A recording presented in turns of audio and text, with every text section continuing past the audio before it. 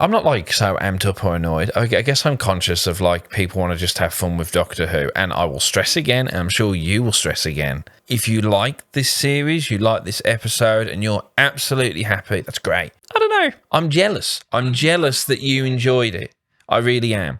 But this is just our opinion. I'm normally like that, but this was pretty stupid. I might judge you if you liked this. What just happened? It's such a funny thing with timey-wimey shows to give it stakes, right? Giving stakes to something with time travel is always a bit fucky, because what do you do there? When you kill that many people, you wiped out the entire universe. Obviously, Superman's going to fly around the world and turn time backwards. Depends on your perspective or how forgiving you are of a show, because, yeah, I'm watching it going, well, there's no tension there. The moment you've killed off everyone, I know that's going to come back. But then someone watching might go, well, yeah, it's a fucking show. What do you expect? That's always their excuse. And it's like, no, I feel like you can give stakes to something like this. Infinity War did it because it was the end of an era, for one. But also, they only killed half the people. And it was done in a way that you understood that the Infinity Stones have been built up for like a decade at that point. And we're allowed to dwell on it as well. Like, we had a massive period of time. Because I'll give praise to the scale of that world-ending, I watched a Roland Emmerich film. Oh, where they blew their budget? Sandstorm stuff. Yeah, that looked really good. You felt that, oh wow, the cataclysmic end, like if you remember the end of season 2 where it's like the Daleks come out of the prison and then you're just kind of cutting to like the Daleks in Paris, just like insert Dalek at this famous landmark to say they're around the everywhere. world. They could kill us. But, and you get it but this, you actually got that sense of scale just because you're there seeing But it. also, because the cataclysm had already occurred, the tension is kind of relieved there because we know that he's going to do it. So then it becomes the how is he going to do it? But turns out bullshit is how he's going to do it. Just random bullshit. And it's the second season finale that's ended with the TARDIS pulling something in a rope through the time vortex. We will get to that. We start off exactly where we ended. Unit opening fire and a 13-year-old boy. All I'm being told is that anyone with wheels also has guns. I laughed out loud. It is just funny. At the visual They've of given a 13-year-old boy and it's gun. a 15-year-old actor on an armed Segway, and they've obviously had to have told him, because they'd be kicked back from the gun, to waggle it a little bit. And like, how's he aiming with that? I know it's just silly, but it's such a ridiculous visual. The dumbest thing about the aiming is that they show where they're shooting, and it also looks like they're shooting at the TARDIS, not the giant CGI thing on top of it. But they keep the tension from the end of last episode, at least for a very small amount of time. We can't even tell how we got to Unit, considering there was a dust storm coming from where Susan Trier did her thing, and then there's a sandstorm coming from inside of Unit where Harriet did one, and the Doctor sneaks in somehow? Well, I wanted you to explain it, because I looked down at my notes typing away. I look up and he's in there in the volume space. Yeah, they don't explain it. Didn't they all just die outside? No, he just walks in. Him and Mel got on the bike. So as long as the initial storm goes by, but he was in front of the storm. No, but then they show the storm everywhere. The storm's coming out of there. He just did. It's not explained. He just did. It really isn't explained. We didn't miss it. They cut from him driving away from a storm, technically towards another storm, and then he runs inside the building. They definitely watched Infinity War and No Way Home, because we've got the Infinity War dusting and we've got the No Way Home crack in time, crack in reality. I was like, Jesus Christ. But if we are treating this as season 1 and it's meant to bring in all the new viewers, maybe it's good that all the new viewers get to see that sometimes Doctor Who is just some bullshit. It made me think back to all the season finales of Russell. First one is Daleks. It's simple because it's a novelty of Doctor Who's They're back. They're going to kill the Dalek's Doctor. going to do the Dalek stuff. But because we've got that core connection of Rose and the Doctor, and is she going to get back in time? And the fact that the Doctor actually regenerates at the end, you're going to get this, oh, wow. He had to suffer because of this. So there was something in the season 2. Rose gets, they get split up and all that. And it's a pretty cool first time ever. It's like, what's this? The consequences for my actions? Yeah, and the novelty of Cyberman versus Dalek, which hadn't happened. No. That's wild. But all of them, every one of the finales has the world is ended, or the whole world has been hindered massively. Yeah. And then the Doctor, through timey-wimey, MacGuffin-y, whatever reverts it back. Every single time. Like, even Rose, she gets rid of the Daleks because she becomes a god. But there's always a consequence. There's always a loss. Yeah. There's the character stuff that's carried through that you then kind of edge away from, which is why when you look at the Moffat endings, which are a little bit more maybe too clever for their own good, they're good concepts. Here, we get the same Davies type. The whole world has ended. Except now we don't have that character stuff, which we've been talking about. From the first episode this season, we've been going, oh, hopefully that classic Russell characterization will come through. Character tension, but I'm actually finally starting to see on Twitter as well, people are noticing that there is no character tension and that their connection isn't as strong as people might have thought. And not to jump, but because of that ending where we've got this big emotional farewell, like particularly when she leaves, and it's meant to be this reveal, I think, that this doctor is kind of broken, that he puts on this brave face for the young girl he's with. She leaves, he immediately tears up. And we've seen like some, when Martha leaves, he puts on the brave face, but then kind of solemnly goes. Most of the episode, honestly, is inside the memory TARDIS, because as soon as the doctor arrives back in the time window room, he decides he can go into the memory of the TARDIS. Because of Ruby's memories of it? Yes, Ruby's memories are making a TARDIS more real, so the more she believes in it or concentrates on it. Again, it's because Russell said so, the TARDIS is now real, so he gets a tiny mini TARDIS with a couple of cute references in it, but that's all they are. I thought it was really weird when Mel opened up that drawer and it was just a drawer of guns. But it's just a bunch of cute references. We have a tiny little Chibbers TARDIS in the middle, which is weird. See, like Matt Smith's console, you see his chair. It reminds you of better times. And a whistle that will come back to haunt me later.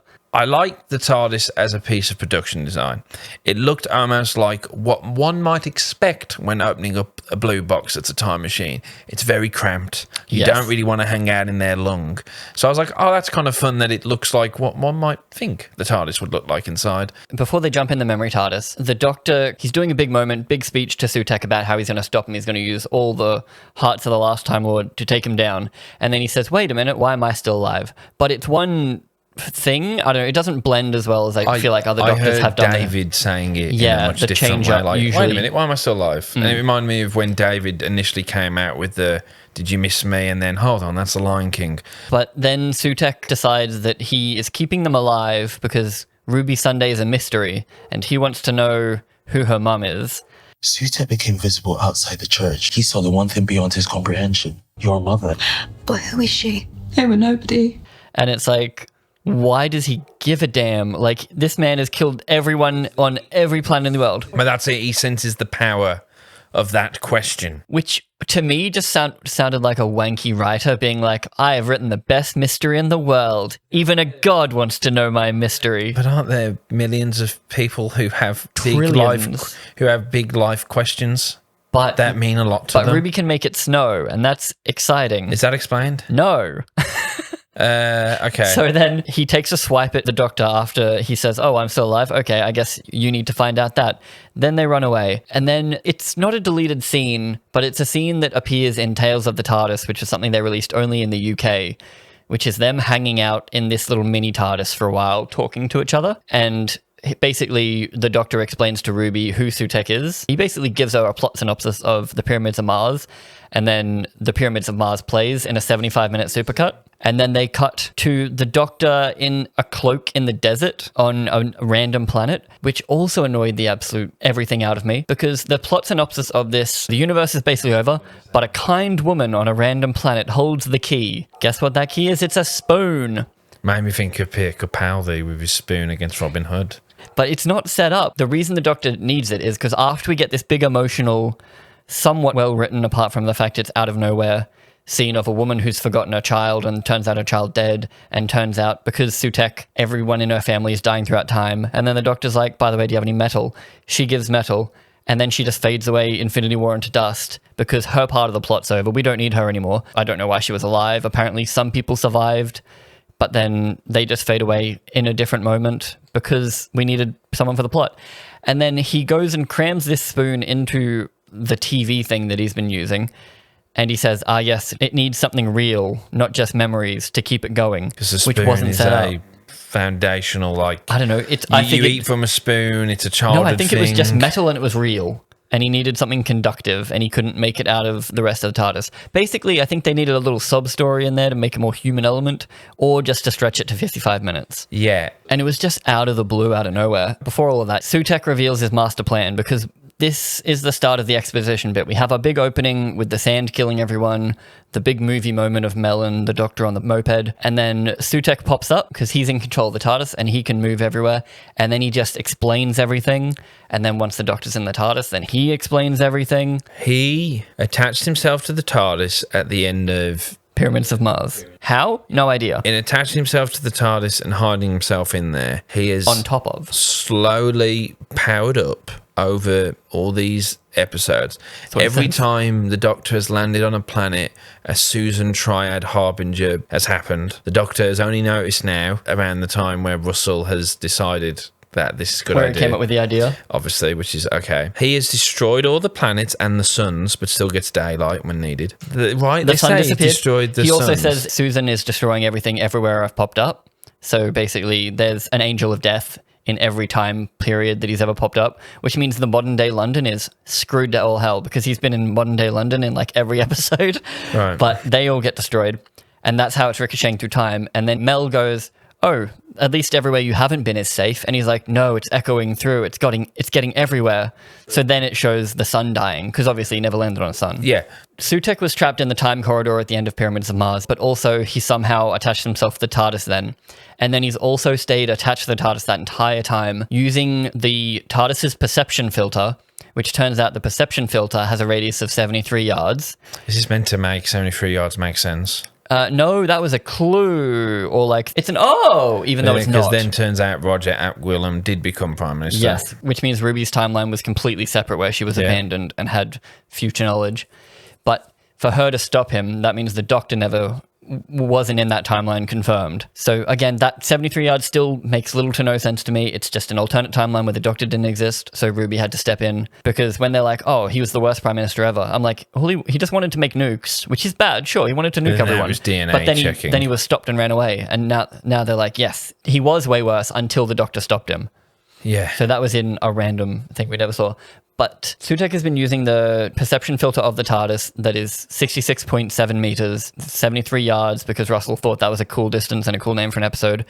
And he's somehow used a perception filter, which is something that just makes something not noticeable, really. He's made that turn into a person, and he's personified Susan Triad into that. Giving her a whole family and everything. She somehow had a family and a backstory and a history, which the perception filter made. So that also doesn't make sense because all it is a perception filter. He manipulated the midichlorians To create life. Triad. Yeah. And he got the name Susan Triad because the TARDIS has memory. Do you know how like the power of love is sometimes super powerful? This is the power of memory is super powerful. And you know who makes memories? Writers. You know who is important? Writers. I don't know. Yeah, it's like at the end of Game of Thrones where stories is the most who important has the best thing. It's stories? like, D&D fucking probably. hell.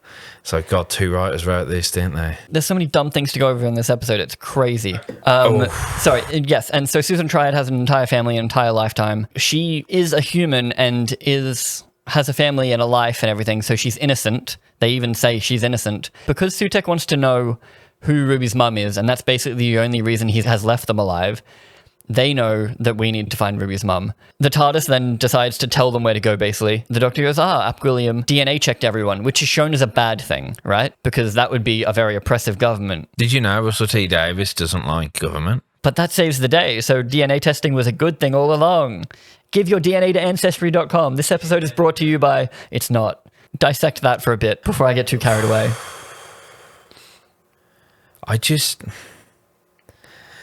Another weird thing about that time in the TARDIS and the fact they cut to him on a desert planet in a cloak, no time has passed. Like, they don't show any time passing. But in the Tales of the TARDIS, it shows them sitting in the little memory TARDIS hiding out. It seems like it's been a while. Okay. But then also that spoon lady was still alive for no reason. Yeah, it's hard to have an opinion on something that was bad. I don't think really any episodes have been bad. This is the worst episode for me. Like, this was bad. I don't know if this would have been as bad if it wasn't so hyped up by RTD himself. But then whose fault is that? Like, if you're just watching hyped it up. Yeah, but I'm watching this week to week. I'm not watching Russell in that same room in the same outfit every And week. in fairness, you never really cared who Ruby was or like who her mum was. And thank God I didn't. No, but you were supposed to because RTD propped Ruby's mum up so much because we'll talk about it again later, spoilers. But the reason Ruby is so powerful is because of the mystery of her mum, because we believed. It's like a meta commentary on we made Ruby important. She was important because we think she's important. Ruby was never important. It's a little bit Rey Skywalker. No, it's a little bit Rey Palpatine. It's Rey, you were nothing, because that subverted our expectations. And he's like, hey man, I never said she was a big deal. You said she was a big deal. And that's important. She makes it snow when she gets a bit sad, mate. And that makes no fucking sense. And the reason she's able to do that is because we thought she was important, but we didn't think she was important until the show told us. And Russell in every single behind the scenes said, oh, it's a big spooky mystery. It's the best Welsh I can do. It just, like, I'm almost not able to get mad because I'm baffled, which just leaves me with like this weird shouting at the cloud annoyance, because it's just a dumb meta commentary. I lost interest very quickly. It was a snooze fest during that exposition. And I said to my wife, I might as well just read the Wikipedia entry, because in terms of emotional, actually being invested, for me, was very low. Completely agree, because it was all just exposition. Like, Sutekh talks about his plan. Let's talk about Sutekh really quickly. Sutekh was a neutered little dog in this. I'm fine sometimes a villain can just be a villain. The Emperor in Star Wars just likes being powerful. Yeah. But in this, it was the most, haha, Doctor, I want everyone to die and I want to live in a dead world. And in Pyramids of Mars, he wants to kill a bunch of people originally because he's afraid that they're going to get smarter than him and that they'll eventually get more powerful than him. So he wants power and he wants to keep his power, because the only thing people are afraid of course, losing their power. Yes. So that's why he kills a bunch of people. To him, it is a gift. He really is like, you're not even worth being alive. I'm going to just get rid of you. And they explain away the Egyptian angle, because she's like, what's all that Egyptian stuff? And he doesn't say cultural appropriation, but he kind of says he says cultural appropriation. What was all that Egyptian stuff? Cultural appropriation. Cutting back to the story. They go to 2046 to find out who Ruby's mum is, because Ruby's mum is important, because we think Ruby's mum is important. Russell didn't tell us. No, he did. And then they find out a match. And then the doctor takes a blood test. It's a slow emotional moment. Turns out Mel's been dead. This is all just leading into like the quickest finale ever, it feels like. Like, for a 55-minute episode, there's a bunch of talking, and then the actual things that happen are like, blah-blam.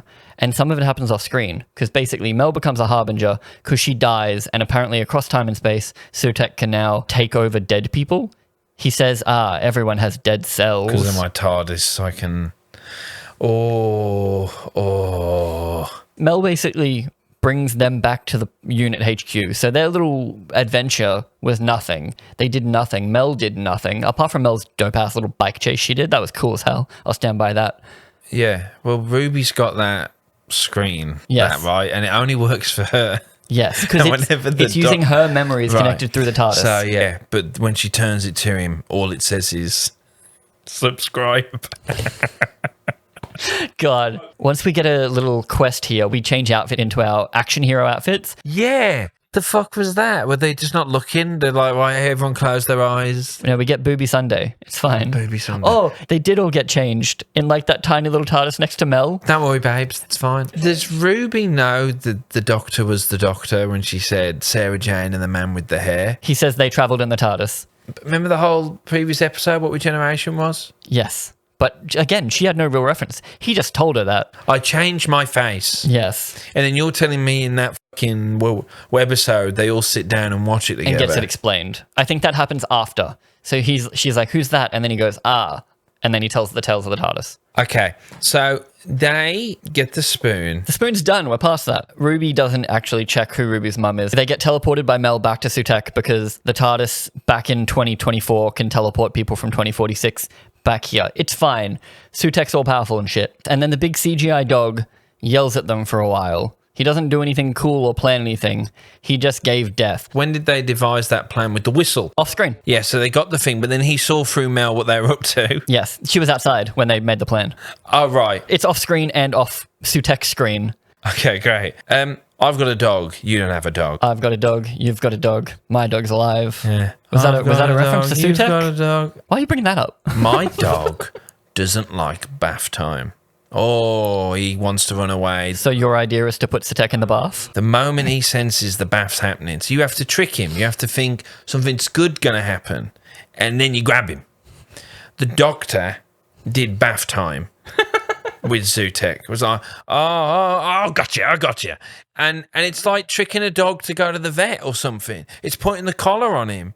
And then I went, well, they're treating him like a fucking bad dog. Sutekh is not a dog, but he's constantly growling and snarling. In Pyramids of Mars, he's stuck in a room, and he's so smart that he escapes this room by making everyone else do his bidding. And he's doing super, like, planning stuff, and he's using his mind powers to, like, slow down time or, like, contain things. He's doing a lot of evil, genius-y, plotty stuff. In this, he's a big, angry, snarling dog that goes, rawr. And then he says, I'm not going to kill you because I want to know who your mum is, because this episode has to end. And that's probably down to the limited budget of those early seasons, even though with Tom Baker, they probably had the prime slot, prime money for BBC at the time. But still, they couldn't rely on big punch-ups. And at the time, Doctor Who prided itself on not being the punch-up guy. While I'm here, it's like, wouldn't it be cool if the Doctor was going through? And it all looks cool when the Doctor's in space yelling and crying for the fucking 47th time. Every single time he cries, it lessens everything else. In this episode, when he bursts into tears and screams, he did that 3 episodes ago because racist. Yeah, he cries at a spoon. He cries at, but it's like a little tear. Like Shooty's just played that one out. He's incredibly charming. I cannot fault him for how charming he is. I don't think he's been given good direction, and it's when one person's wrote majority of the scripts, you're only getting one voice, one angle. Maybe the most I enjoyed this Doctor was when he was on the Landmine being written by Moffat. 100%. You're right, they do leash him with bath time. Weirdly correct, because Sutekh's a little bitch now. And the way they do that, and the way they set that up, is when the Doctor is rigging stuff up in the TARDIS, he pulls out normal rope and says, intelligent rope. And then pulls out intelligent gloves and goes, intelligent gloves. Remember from when we met on Ruby Road? And that was 8 episodes ago, my man. That's not that. Yeah. That was a couple of weeks. For us, that was 6 months ago. That was Christmas. I mean, even for them, maybe it was 6 months ago. Who knows? What was that? That was just like I remember a couple of episodes ago. And then they use intelligent gloves and intelligent rope. We know intelligent gloves can make you heavy or light and can catch a baby real good. So what they're shown for here is they can leash a god, like a literal god. You can just clip it on. It has a collar. Like, imagine you're the Doctor talking to Ruby while Mel's in the other room, and you're like, all right, Mel's dead. She's a Harbinger. I've got a real good plan. We're going to take this rope and we're going to leash the pupper and we're going to stick it inside the TARDIS. But before that, I'm going to trigger an alarm so that Harriet goes over to look at what it is. Turns out it's a jet engine facing the door. So then the TARDIS shoots 20 meters one direction, knocks over Harbinger. We jump in, and then we take this mutt for a drive. Like, we just pull it around. Like I did it back in season 4. I pulled the whole Earth. Remember? That was great. Even that made somehow more sense than dragging a god through time and space. In that scene, you had also, this is how the TARDIS is meant to be flown. Like the almost kind of nice, a bit sad reveal that the TARDIS isn't meant to be flown by one person. It's meant to be... And it's every single character from the last 4 seasons. It's his end game. Yes. Ironically, because we're doing an end game type thing here. And then you're seeing both Doctors there, like, happy, like, this is how it's meant to be, and you're seeing, and it's so good, and so even though what's happening is silly, you don't care, because everyone's came together, and it's you as a watcher seeing 4 years of characters coming together and being happy. There was a weird moment in this episode when they first get into the memory TARDIS, the music turns to jovial as they escape, and I'm like, everyone just died. It's the 15th Doctor's little theme. This is when the Doctor starts winning, not when the Doctor's just running away from everybody in the galaxy being dead. Jesus Christ. They cancel it out, like in that comic relief special with David Tennant and his father-in-law. He shouts out, if you're death, then I am life. I have to be the embodiment of life. And what happens when you bring death to death? Life. So he drags the god through time and space, and Sutekh claws open the vortex. Fixes everything. And that turns back time to literally just before the death, which is funny. Like, how did they choose when? And we saw lots of planets. They reference a bunch of ones that he went to throughout everywhere, like Skaro and stuff. Okay, yeah. Great. Because this is season 1. Yeah. Yeah, so they just turned back time to magically before everything was going to happen, which is very Davies. Exactly why we thought it was what was going to happen, because you can't kill the entire universe in a show of season 1. And like, we know season 2 is coming out, and we know Ruby's in season 2. With about 2 or 3 characters we care about involved. Yes, but not Mrs. Flood. Oh no, yes. Oh, we didn't even talk about Mrs. Flood.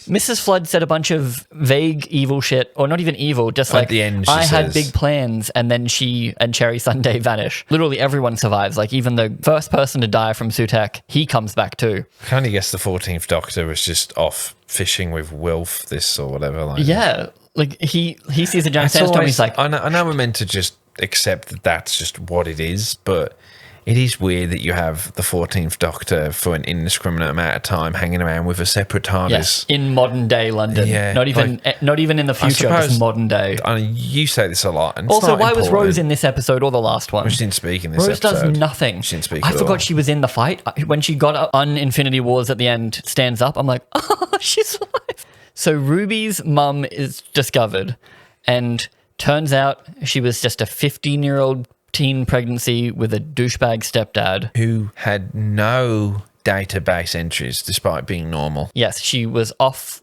completely. It snowed around Ruby. Everyone thought she was special because we thought she was special. Yeah, but they say at the start, the first scene with Ruby or whatever with Davina McCall, your mum, this is really rare, has no kind of footprint. Yep. Mad.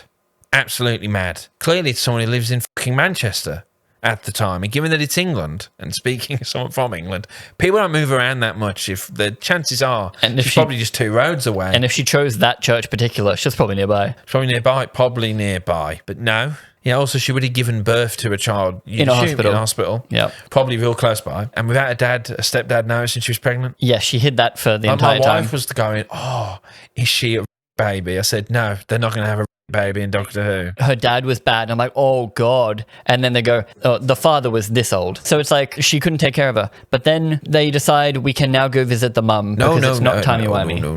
No. You What? missed one more bit that Oh, broke God, my what? brain. So Ruby's mum, a 15-year-old girl with a hood on, was walking away from her baby and then pointed to a street sign. No, she pointed through the Doctor, through the TARDIS, through Sutekh. To a street At sign. a street sign. Historically. Because this we cleaned woman- up the footage. But historically, this woman did that. Yes, in her brain, this hooded figure that wears her hood down to here turns and ominously goes, To a road sign, which is her naming her baby. Ruby that Road. No one witnessed. not Ruby, Ruby Road.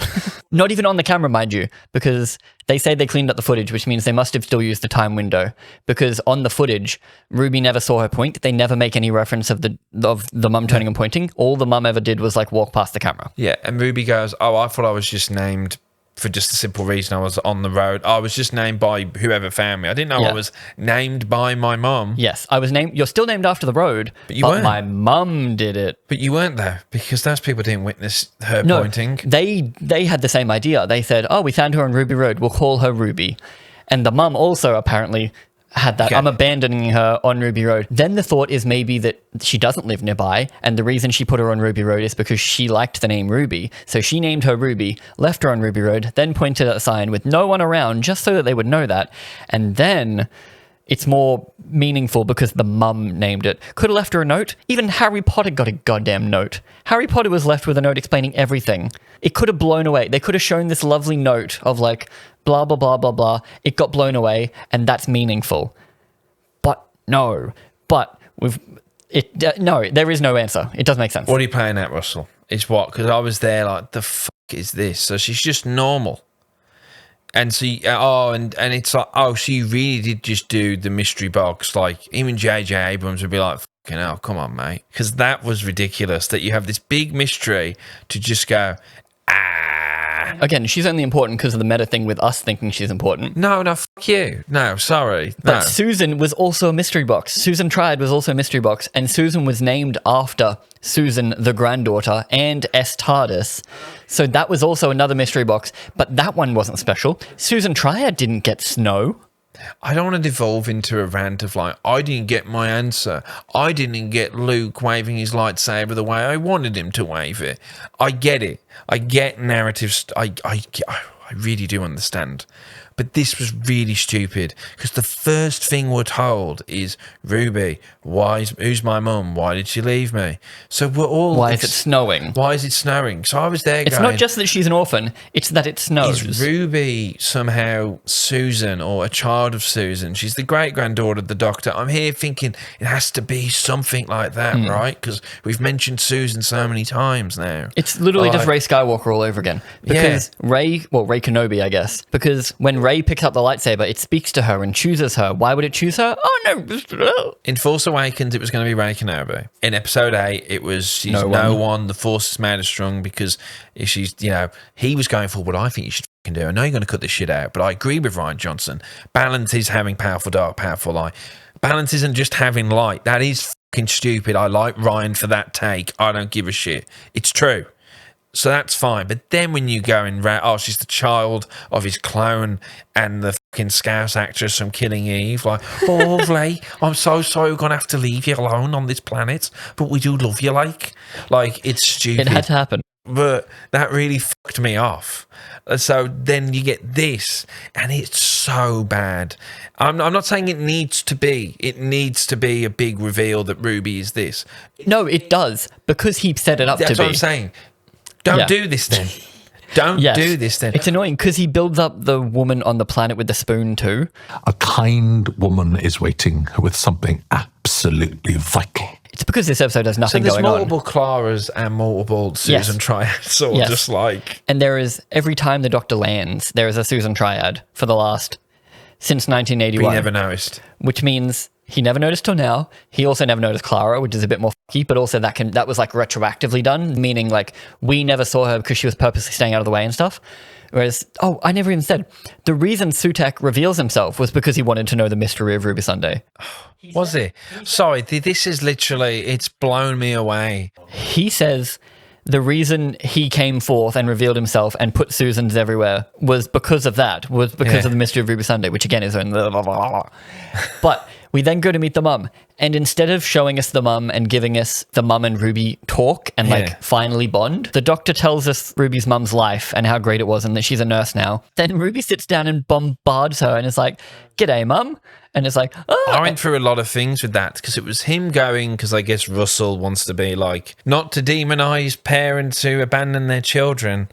Which I guess she semi has a right to because she put her up for adoption and there's no, like... Yeah, but you get the bit with him going, maybe she leave her alone, she's having a happy life, she didn't pursue you, but then that's her choice because it's like, okay to give up adoption. Because remember Space Babies when we had that whole thing about adoption and I'm adopted. So we can't demonise her because it's a really bad trend in fantasy and all these things that people that demonise when they're... like Harry Potter. Yeah. And because Ruby doesn't hold a grudge against anyone or have any real anger, she immediately loves her mum and is like, we're best friends now. So she's best friends with her mum.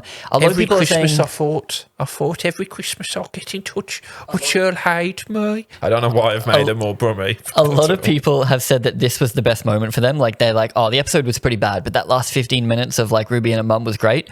They don't talk.